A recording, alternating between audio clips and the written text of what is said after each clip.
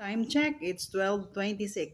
So, as promised kayo ng umaga, hindi tayo kakain. Wala akong baon. Ang baon ko lang is water.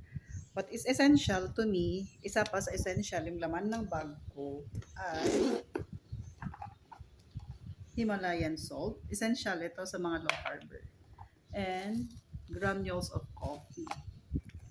So, yun na lang yung panlaban ko sa pag makaramdam tayo ng gutom. So, usually, ito kasi yung brand ng tubig na mataas ang electrolytes. Kaya, suggested din ito sa mga naglo-low carbs. Pero, since ito refill na, lalagyan ko na siya ng salt.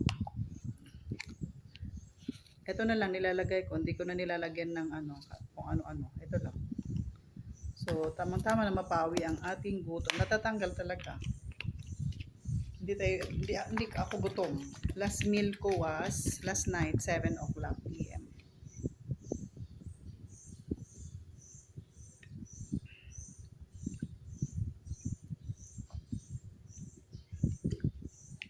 Pamalit lang natin ng electrolytes yun para hindi tayo manghina.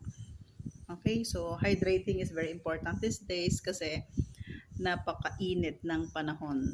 Okay, so kung mamaya at gusto ko magkape, meron ako nito. Since black coffee, may dispenser naman tayo dyan. So, ito lang yung kape ko. Tapos lalagyan ko ng pinch nito. Pinch lang naman. Hindi nga nalalasahan eh. Konting lasa lang sa tubig. So that's it. Yan yung low carbs practice natin because we're practicing OMAD.